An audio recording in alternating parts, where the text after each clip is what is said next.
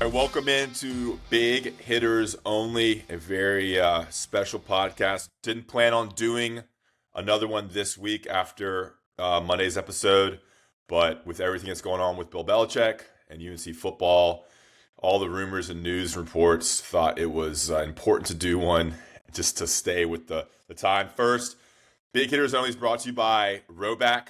Use promo code BHO20 at checkout for everything on Roback. UNC stuff, great polos, sweatshirts. They have shorts, joggers, anything Roback. BHO20 for first-time purchasers. We had a huge September. It's great. Pay my producer, pay my graphics guy. It's great. BHO20 at checkout for first-time buyers on Roback. All right, we're bringing on Pat Welter. Pat Welter works for WRAL, covers UNC, Duke State, but really focused on UNC. Good buddy of mine. And he has been on this Bill Belichick story. So we're going to try to just kind of dive into it, break down what everyone's hearing, all the different reports, what's true, what's not true. There's a lot of misinformation. We're recording Thursday, October 9th at 9:34 a.m. Tons of stuff came out Monday, Tuesday, and Wednesday. Last night, UNC released a statement. Basically, Belichick's all in on building UNC football, and that Bubba Cunningham and the athletic department supports Belichick and UNC. Pat, let's just start there. When you read that report when you read that release by UNC, what'd you think? That's like the last bit of news we got on Wednesday. I think they needed to do something, right? This kind of started in a way with your tweet about Drake May and the social media, and then that evening, my story and WRL's story was kind of the in-depth investigation of what's been going on. Since then we've seen everybody in the country report on it to a certain extent. And a lot of it is backed up what's in my report and what's in some of the other guys on the local beat here. So I think they had to do something, and this at least buys them time, right? Yeah. At a minimum, it's like, okay, they're acknowledging there's something happening here. And I think just from the get-go in my reporting, it's 5 games in. As bad as it's been, and it's been as bad really as possible you can imagine, it is 5 games. So the idea that they would fire him now, what are you even going to do? Who do you even hand it over to, right? His son? Freddie Kitchens again? I mean, it's complicated.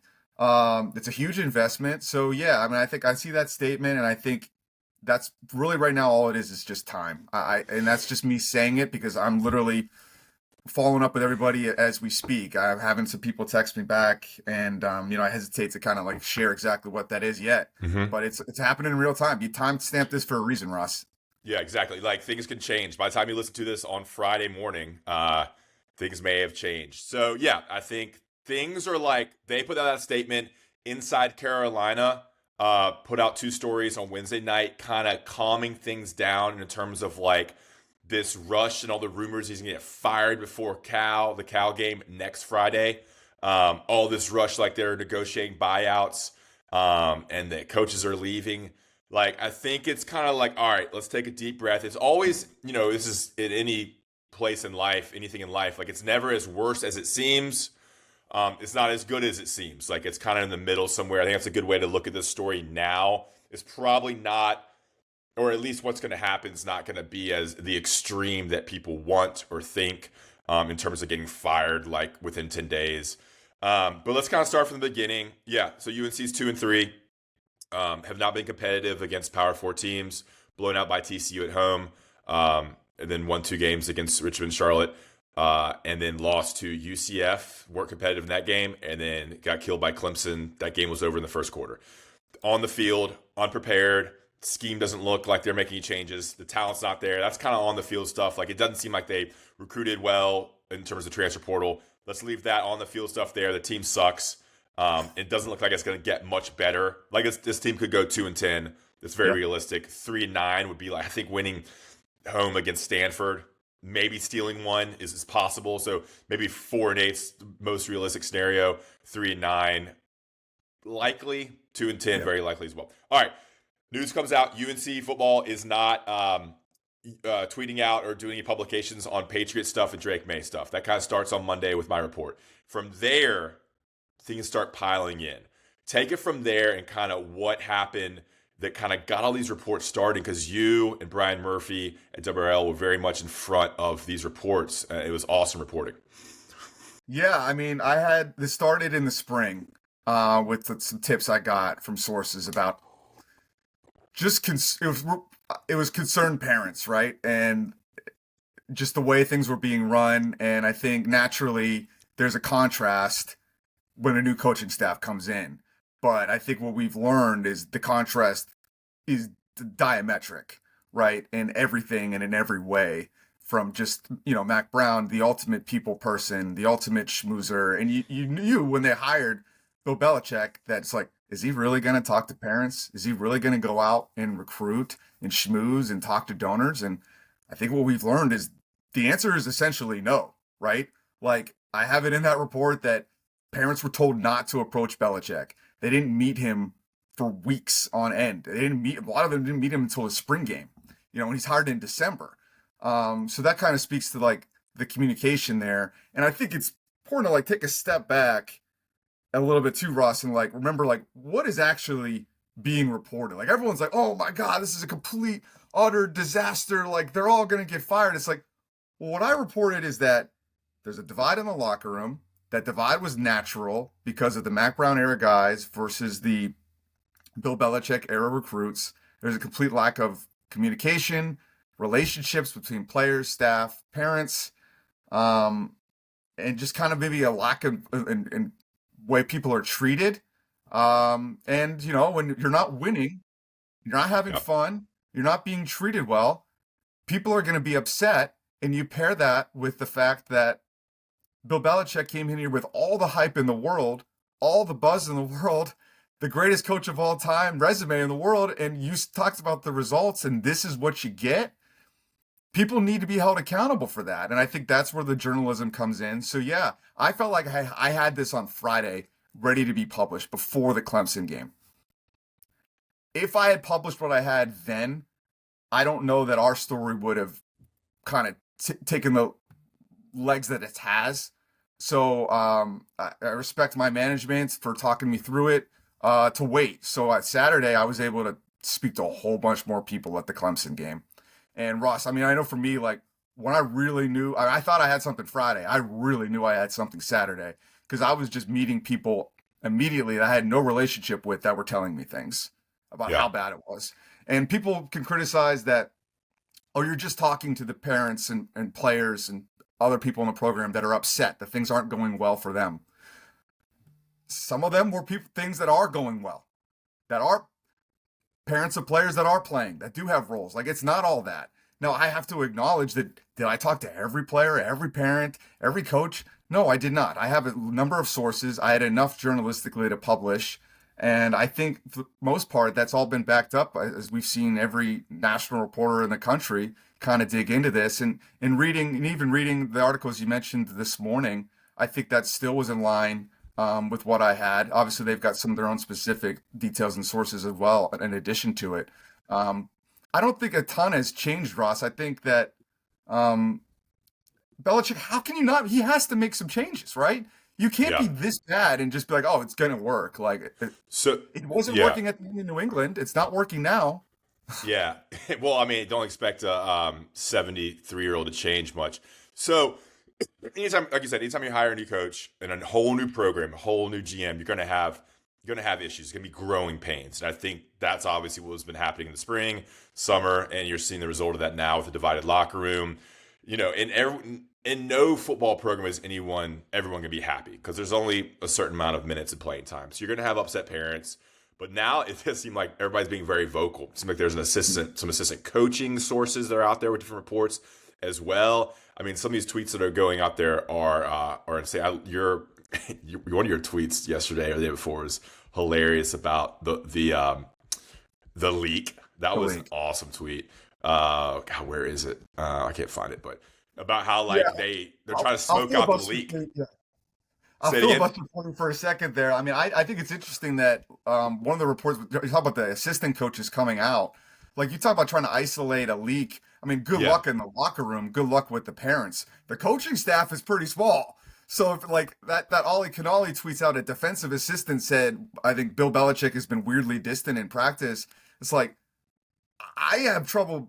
I haven't been able to get a quote like that and been able to say that kind of thing like a defensive assistant. I mean, you're really narrowing the pool Yeah. there. So I thought that was interesting. So you got to have Here, to like, yeah. yeah, here's the tweet from you, Pat Welter. Continue to reach out to sources about what's going on inside the Belichick program. Some now are feeling reluctant to share new information as internally the Belichick staff is trying to find the leak. But between WRAL and national reports, the leak is far from a few people. Yeah, I mean, you can't smoke this thing out. All right, let's get into it a little bit more here. I wrote down a bunch of things. His contract, it's a $50 million deal. So it's a 3 years guaranteed. So they're going to owe Belichick $30 million. There's been rumors about them like negotiating this buyout. And like a lot of people are reporting that too. It's just so early but I wonder realistically, are they having conversations about negotiating the buyout? Can we save some money, let you go out, let Belichick go out and find another job and save some face here? Maybe he wants to save face. Also, I think the statement by UNC and kind of the tempering of emotions is a chance for UNC to maybe research, investigate, see if there are some violations that a situation where you could fire for cause or at least negotiate with the fire for cause. You have the highest paid GM in Michael Lombardi, $1.5 million. He's paid, he's guaranteed 3 years. If all these assistant coaches too, you have to pay the assistant coaches. They have 2-year deals. There's a letter from Lombardi laying out, letter from Lombardi to boosters laying out this plan. This was like a week ago, 2 weeks ago, saying about how they're going to have all this recruiting, 40 prospects coming in, building the base, patience, taking time. But like they're going to have to hit the transfer portal so hard. There's all these things come in. Then you have these sources from parents and staffers about how bad it is inside the program. I guess my question is, do you think like what's going on behind the scenes with the UNC administration following this statement and what's going to happen with his contract, and are they trying to negotiate? Like, what do you think? Are you hearing anything that brings truth to that? Because everyone's saying like he could get fired in the next 10 days or they're trying to negotiate his buyout. Yeah, I mean, one thing I heard this morning, and like, we're on. I have not confirmed the exit strategies meeting occurred. It's been refuted to me now. It has been no commented to me, and the refute was pretty strong. But again, I mean, everyone's got an agenda here. I mean, that's the thing. That's why you got to talk to people at all these different levels and take it for what it is. And you like to be able to say you want to it's. Like I said, people are reluctant to share new information. I'm getting that, like, I don't want to out people, right? Like, so people are like, the idea, like, you could qualify your source. You could say it's a parent source, it's a player source, it's a coach source, it's a trustee source, athletic department source.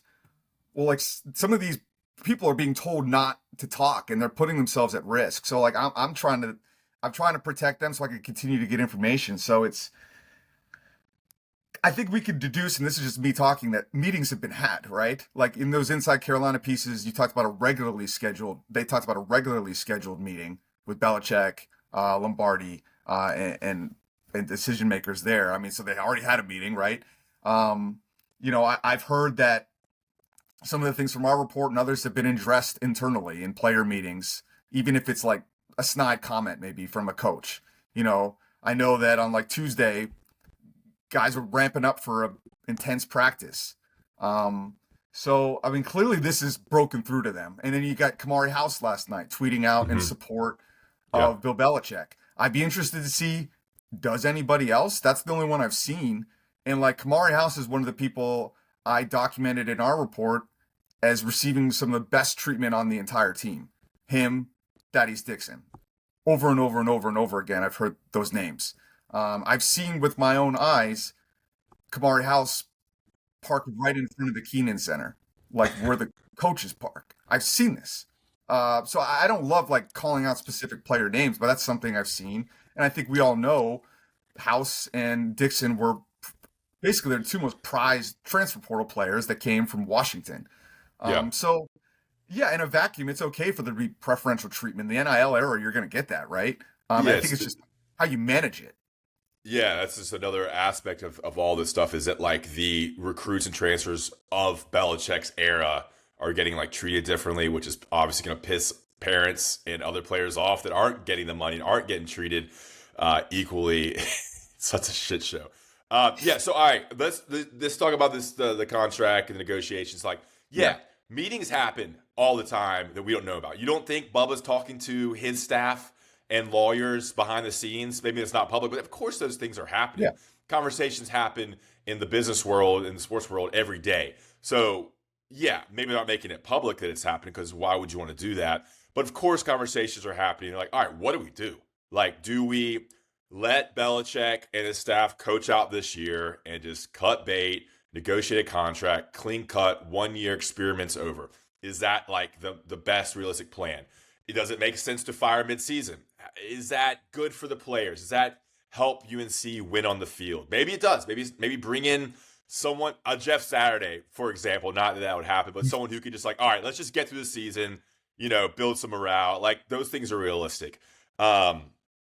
So of course things are happening. You have a new AD coming in, Steve Newmark. Yeah. I mean, if Belichick were to leave after this year, Newmark would probably be the main decision maker in that hire now, with assistance from Bubba, even though Bubba is going to be the AD until like July or August. So there's a lot of different decision makers. How much is the BOT involved? How much is John Pryor involved? Like, so of course these meetings are happening, but the general sentiment now, based on what your sources are saying and what I see reported, is that publicly those exit strategies are not happening because of course they don't want that out there. It makes everyone look bad. It doesn't help the product on the field.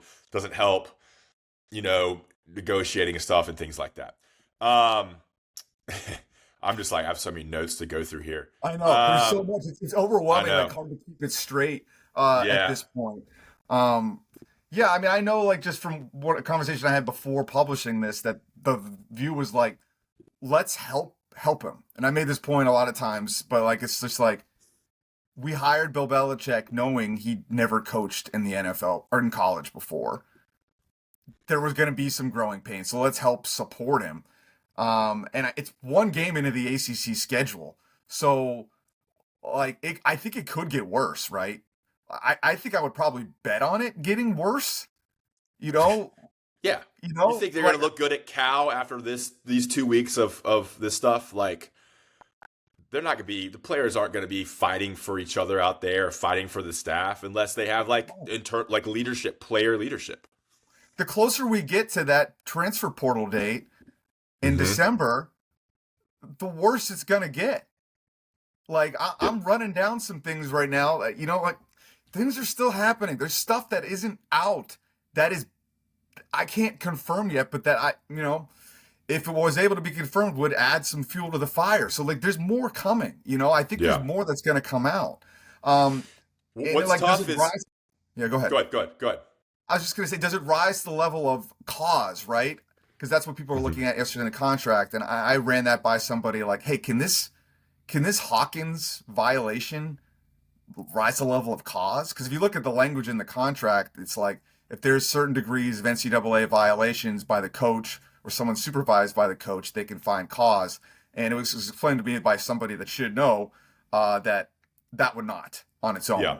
So Pat's referencing Armand Hawkins, the cornerbacks coach, who has been suspended for like a minor violation of tickets on the field or field passes to parents that breaks some sort of, those are minor NCAA violations. Recruiting violations would be different. There's been rumors of recruiting violations, but in this world, I mean, it's just vague, like how in depth those can go.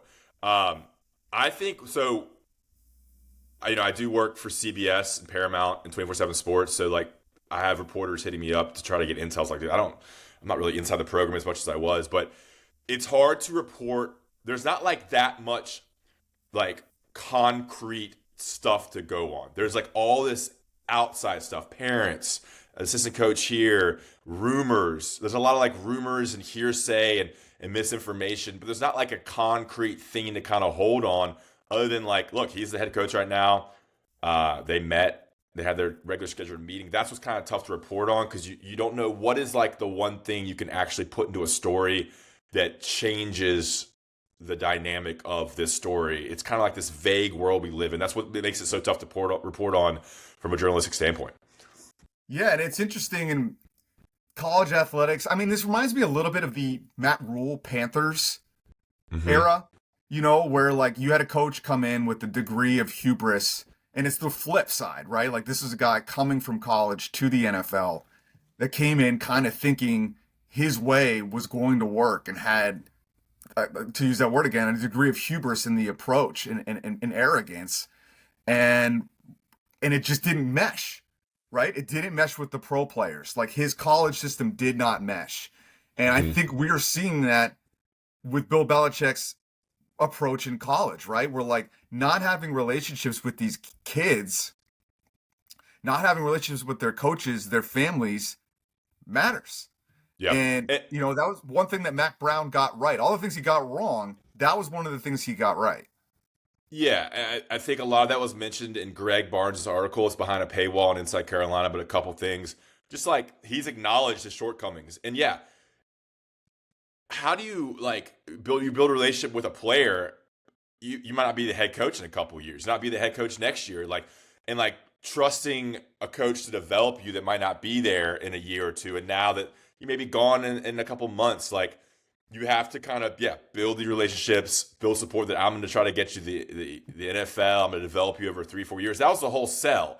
We can get you ready for the NFL. We can develop you. You're going to come in, the strength and conditioning program, the nutrition program. Our NFL-style coaches will get you to the NFL. But you have to have, institutional change and build relationships with players and families that kind of buy into that whole vision of staying at UNC and get developed. And, what's happened now, it's so unstable that there's gonna be so many people that leave, and you're kind of it doesn't really, what you said was going to happen is not going to work if you can't get players to stay, you can't get players to come in.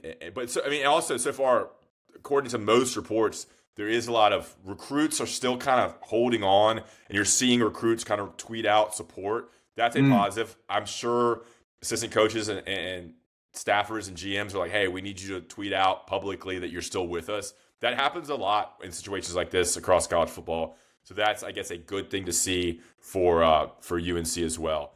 First of all, I want to mention the hoodie now from Roback, BHO20. Nice UNC hoodie here. It's my favorite thing to wear. BHO20. Check out Roback and use promo code BHO20. We appreciate Pat Welter giving us some time here on Thursday morning. We'll go about 8 to 10 minutes more and get him out of here so he can get back on his phone, texting and tweeting out reports. All right. Where do we go from here? The Ollie Connolly stuff, I think, is super interesting. He said the Rats are leaving the ship. That's from assistant coaches trying to find a way out to have a good landing spot. I think I saw something else about a report that the assistants are trying to find places on other staffs to get set up for next year. They have to worry about themselves if everything goes to shit in Chapel Hill. Recruiting and practice violations have been reported by Ollie Connolly. They're trying to be proven by the school. That's the fire for cause stuff. His tweet thread is unbelievable. He's a reporter for The Guardian. He covers soccer, but I think he has these connections with former Patriots people as well. They're trying to use recruit violations to knock down the coach's buyout. That's standard practice, he says, when you're trying to negotiate a buyout. Communication. All right, this is what we need to dive into. Communication with Belichick and his staff has been weird and distant. According to multiple members of UNC's coaching staff, they were unable to reach Belichick during his bye week when he was in Martha's Vineyard or Nantucket. I've seen that a couple places now. That's bizarre. So they had a bye week last week before Clemson. He went up to recruit up in the Massachusetts area, but was also seen in, I think, either Martha's Vineyard or Nantucket. Phone off, not responding to coaches. I mean, that's just dumb. Especially when you know you're going to get filmed by paparazzi.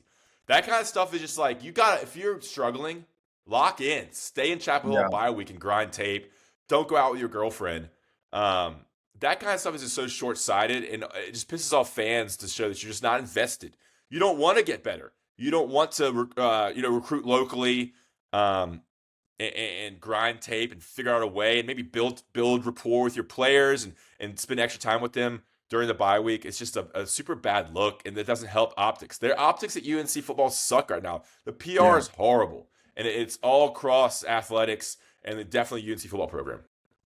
Yeah, and it seems like, because I don't want to fault some of the people that are trying to do a good job over there. It seems like it all has to go through him, right? Like why did it take so long for there to be some kind of response? Well, it's because they're probably trying to pry it out of him. I agree. And I don't know what his end is, right? Like, it's bizarre. It's like you're being gaslit. Like, you have these performances, and to see him come out after UCF, like, at least I don't even know. Would you see the UCF press conference where he was I'm not sure I watched that one. It's worth it because he comes on, he's chewing gum like audibly. In this soundbite, like that's what he's doing throughout it. I had to edit a clip of it together because I was like, "This is how do you not?" You talk about the optics. How can you not see what this looks like? And I'm sure his PR staff probably tried to get him to spit out the piece of gum, but he's stubborn. Yeah, so this is like where I have a little bit more sources on kind of the social media PR side of things. Like, my opinion is like he should just do football. Like, don't worry about Twitter and social media. I get the Patriots beef.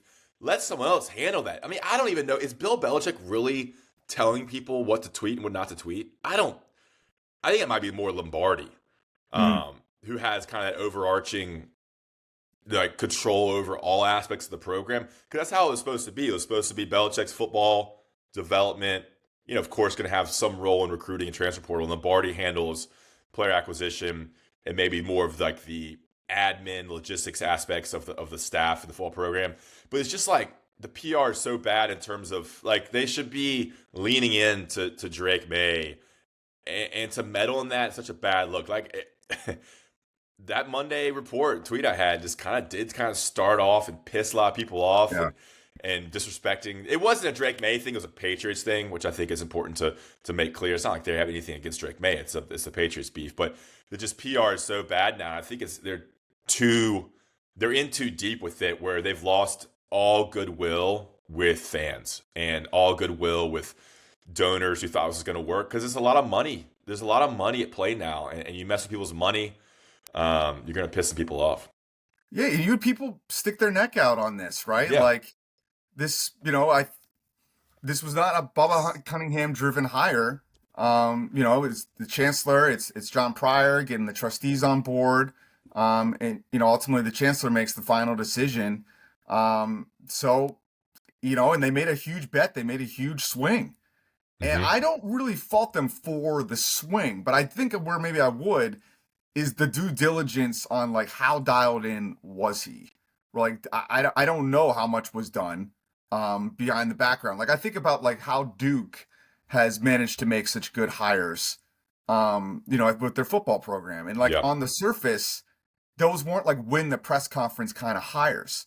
But like Nina King, uses a search party, right? A search service. And like you're able to identify probably through, you can get background information like how locked in is this guy? Is he a product of his assistants? You know what I mean? Like, is there any red flags in their personal behavior? These are the kind of homework you could do. Like, we can all make a list of candidates of being like, oh, well, this team's got a good offense this year. Let's hire their coordinator. That's what fans do. That's what media does a lot of the time. But if you're running an actual search, you're able to interview these guys. You're able to interview people that know them, and that's what needs to go into it. So that's where I think you could fault them. And again, that's just kind of me talking, because from what we've seen on the field, he clearly isn't on his A game, right? He's clearly lost his fastball. Like, I've heard he's a good coach one-on-one directly from sources, but he's clearly not able to run a program, at least at this current time, or what we've seen so far. I mean, clearly they underestimated how tough it would be at the college level. There's just more variables at hand. You're not dealing with professionals. It's not like, all right, you have to be here to refine you. You're dealing with 17, 18, 19-year-olds. It's a lot different than coaching professionals. So I think another big issue here, this is hindsight's 2020. It's like Monday morning quarterback. There should have been more oversight with like, all right, we're bringing in Belichick. That's great. We got the figurehead, and we got someone who can scheme and develop and coach. But let's bring in a young offensive coordinator, someone who's been around for 20 years, 15, 20 years, has experience as offensive coordinator at the college level in his 30s, early 40s. Bring in someone who kind of knows college offenses and has been around a good program. Let's bring in, I know they brought in some college coaches, but you need they needed more people that understood how to run a program and could give advice to Belichick. But the issue, I think, is Belichick and Lombardi are so arrogant. They thought they could do it all themselves. They knew the best way. When in hindsight, they needed to learn a lot about the intricacies of running a football program, from just everything, player development to recruiting, the transfer portal. All right, Lombardi, whatever. Pay him the most. I think that was dumb. But maybe bring in an experienced player personnel guy who's been at Georgia, Alabama, Oregon, that's, third in command or second in command there, to bring in to be like Lombardi's main help, assistant. They needed more adults in the room to just consult and give advice, because what they are doing obviously hasn't worked. I think that was short-sighted. And I think the admin should have had more control over the hires of the staff and at least given some advice on all right, let's bring in someone who's been around college football for 30 years that knows what to do, and let's bring in a couple young, hungry people that can really be innovative on both sides of the ball. And just the nepotism. It's Yeah. You're in kind of a shitty position now, because even if it does work, they say they win a couple games. All right, next year looks great, but the defense sucks. They can't fire Steve Belichick. They can't fire Brian Belichick. You got a Matt Lombardi who's never coached quarterbacks at the P4 level. Can't fire him now either. So you're stuck with these three coaches you can't fire. So you have to fire Freddie Kitchens, right? Yeah. I guess that's what you'd have to do. That'd be an easy one, but it's just you're so in deep with the Lombardis and Belichicks now that it's just going to be hard to get out without cleaning house completely if they do make a change. All right, let's get you out of here on this, Pat. Really appreciate your time. It was awesome to have you on, because you've been so locked in. It's good seeing these TV guys getting in with the sources, man. You don't see that very often, and it's good to have you and Brian Murphy, another big hitter, on the story here. So how do you think this ends up? What do you think happens? I know it's a lot of hypotheticals, but give us something that all right, we think this may happen or could happen, or just your opinion. Yeah, and this is my opinion, but I think if he's going to come back, he's got to show some kind of progress.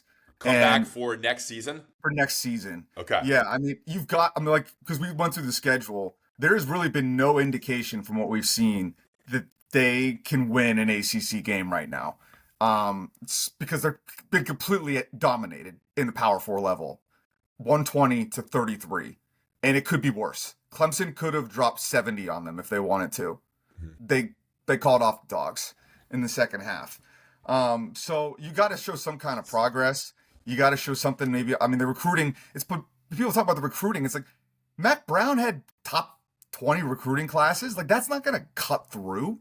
You look at Penn State and Notre Dame, these teams that are trying to get into the upper echelon. They have top 10 Florida recruiting classes. Tons of teams have good recruiting classes. Texas, Texas has players. That's not going to do it. It's the organizational structure, the running of the program. So they need to find a way to show that they can get this thing back on track. They need to win a football game. They need to, you talk about the transfer portal. There's all these Mac Brown era kids that are unhappy. How happy are the Bill Belichick recruits? They came here to get to the NFL.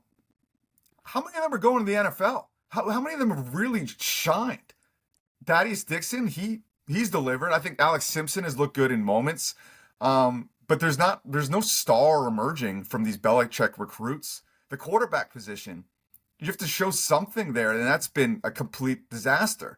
You got to show some degree of progress, and where he's going to have a chance here. I think they put out the statement, calm the waters for now, try to get him the change he needs.